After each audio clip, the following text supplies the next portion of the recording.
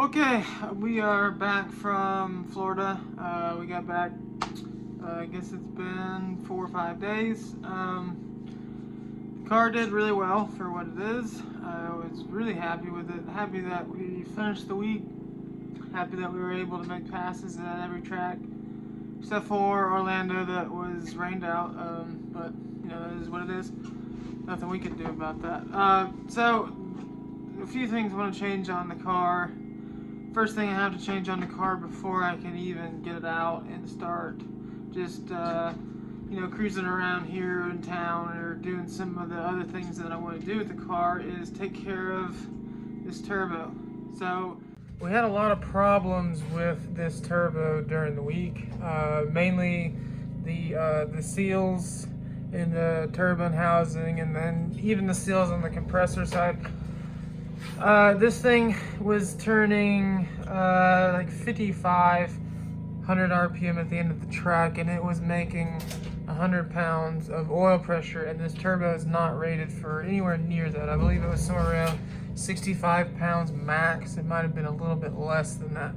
So what I'm going to do is I'm going to take this off, and I'm going to redo this raggedy piping that I just kind of threw together.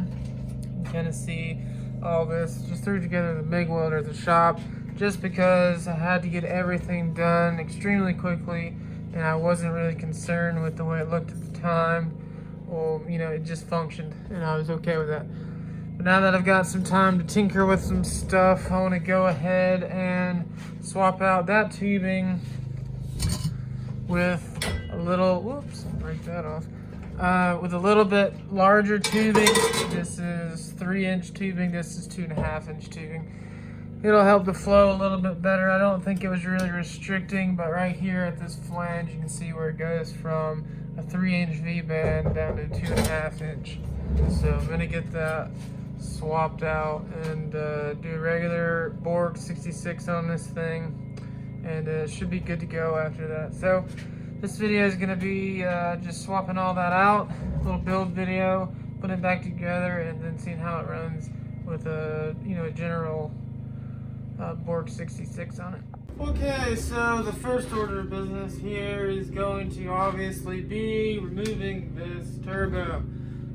What this turbo is a 66 millimeter. It's a D66 off of a Power Stroke Diesel 7.3. It is a hopped up version for that truck, but what it is not is a racing turbo. It is just not designed to handle the oil pressures and the stresses of what I'm trying to do with it.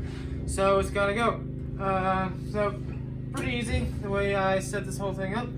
The awesome thing about this car is I don't even have to take off the hood in order to take off the entire turbo kit. Literally, take off a clamp here, take off my drain and feed lines, and then my 2 V-band clamps for my exhaust, and it's completely off, ready to go, minus obviously these little push lock fittings and the wiring. So that's all pretty easy. I'll just do it here while I'm talking to you guys. So real simple, one of the main things I wanted to do with any of my stuff is make sure that it is serviceable. Fortunately for us out there that week or last week was we didn't have any serious issues that needed servicing besides the turbo, so that was a really good thing for us. Alright, so here is the new to this car 66 millimeter turbo. So it kind of looks like the best course of action here, just for simplicity, and it'll look fine. It's kind of doing like a log manifold where the exhaust comes out and then turns, and then it's kind of straight here and it goes straight into the T4 flange. So what I will do is cut this down to the appropriate size and put on my V-band, and it will come in 90 here straight into the collector, which I might I might make it where it comes up a little bit and kind of makes a nice smooth transition instead of having those exhaust gases just slam right into each other, creating a lot of heat right here in this area. So definitely want something that kind of is nice, free flowing, but also has a nice transition into the collector, the T4 flange. So that's what I'm gonna try and figure out real quick is the best, just the best routing and making sure wherever I place the turbo is a good spot for everything to be happy. So I know what you're thinking, Tim, this is not exactly what you said it was gonna be. I thought we were doing a log deal here. Well, yeah, see, change of plans. It's actually a fact that I have more aluminum for intake tubing than I do exhaust tubing. Also, I just think it's easier to do two things instead of just one. I like doing things twice.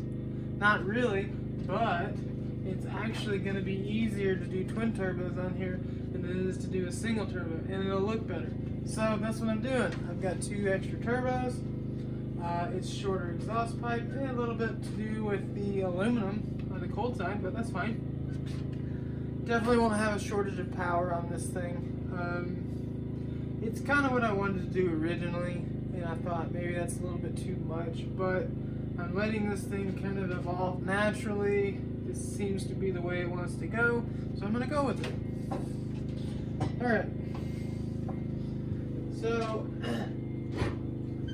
So what we're going to do here is have these turbos, you know, something like this.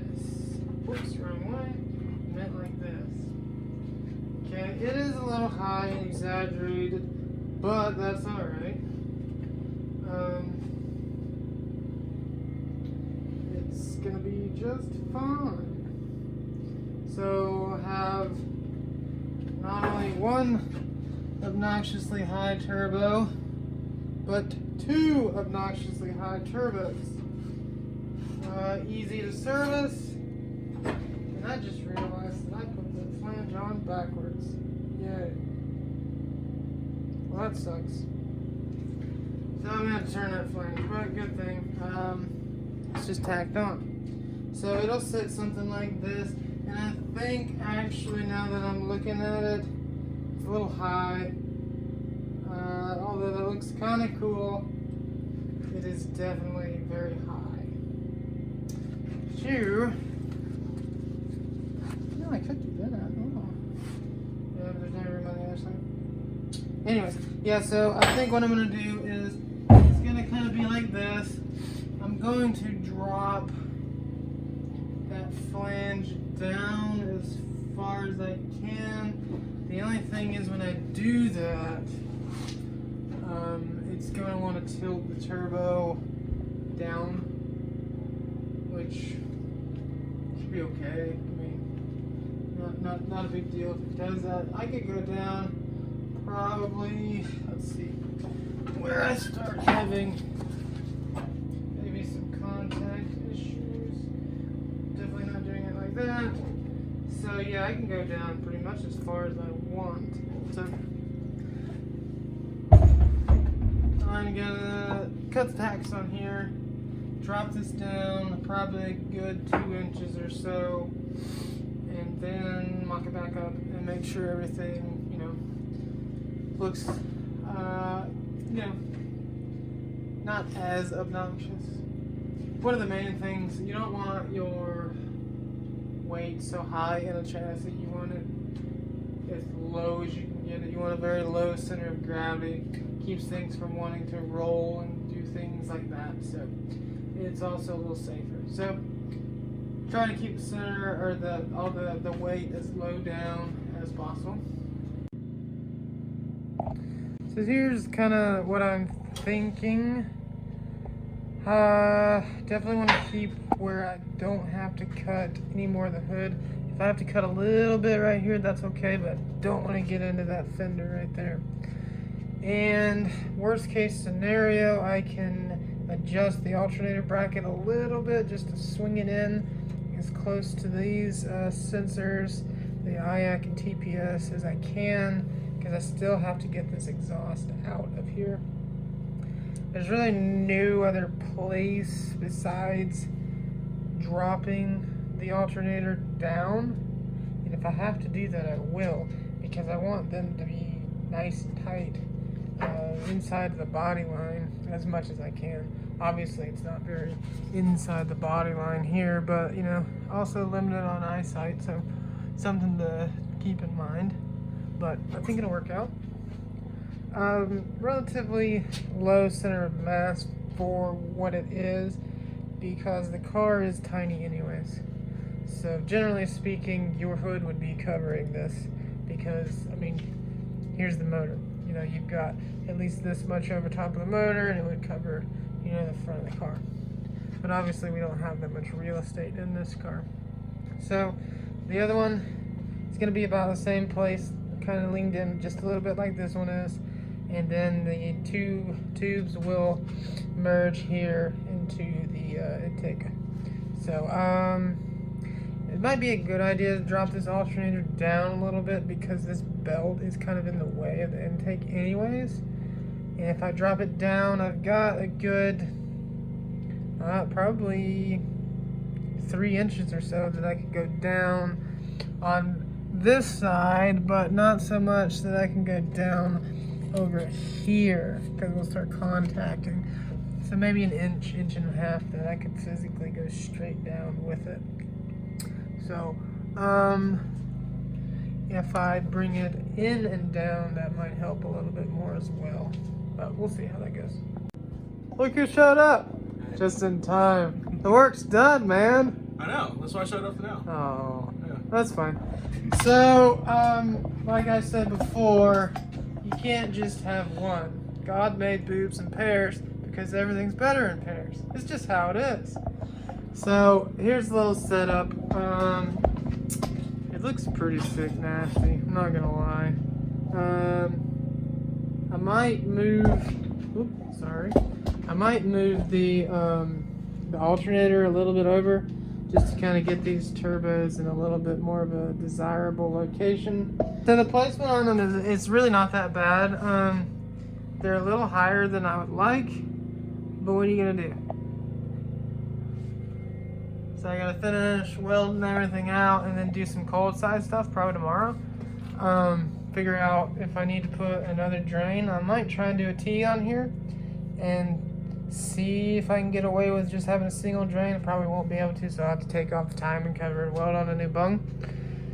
And yeah, so cold side, a little bit of welding on the hot side, do a T for the feed side to get the other side, and then we should be just about back in business. What do you think? It's gonna make so much power. Can't wait. Oh yeah, that motor's toast. Ha! Anyways, we'll be back at it tomorrow. Well, I think I've settled on setting them up about like something here. Very tucked in, so everything fits inside like the hood line. They're not crazy tall. I set them down as low as I could. I'm gonna have to reposition the alternator down here where this methanol tank is, and maybe reroute some things. Hopefully this tensioner will still work where it's at. The exhaust, I think I have an idea of where one side, well, they both kind of merge into one and then do a single little stack here above the intake, something like that. I've not seen something like that, and I think that would look pretty cool. The only thing I'm having a little bit of trouble with is making this transition, because I don't want them both blowing directly into each other. You know, it needs to be a nice, smooth transition into the throttle body. So what I'll probably do is cut this flange off here and here, and then re-weld on the rings for the V-bands, and see if I can get a better transition right here. I think it'll look pretty good as long as I can get a nice smooth transition rolling into this intake. So, and then I'll just have probably it'll stop somewhere an inch or so away, and then I'll just have a rubber coupler, kind of like this deal here, except it'll probably need to be a little bit bigger. Yeah, because that tubing is a little small. I'm not sure. Probably have to buy another one. But I think this is like 4 inches, and then this is like 2.5 down here. This is 3 inches. Yeah, that's probably about 3 inches. So we need like a 4 to 3 coupler, something like that, and then you kind of get the idea of how it would fit in here. Just need a good 45 or a 90 degree turn on either side. So I'm gonna get working on that. Also need to get a few miscellaneous pieces, and it shouldn't take too long. Pretty quick work on welding these little guys up, and then a little exhaust. So it's coming along pretty good.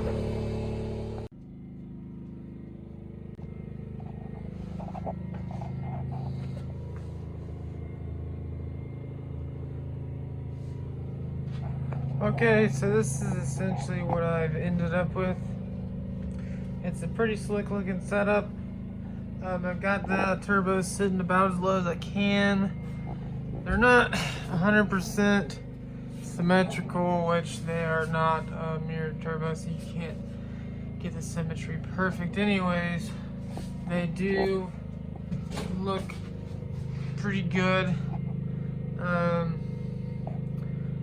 So I've got the 2 compressor housings kind of diving into one another here. It's a nice little transition, and then I'll just do silicone coupler here, a 4-inch to 3-inch, and then I'm getting new bands for the wastegates.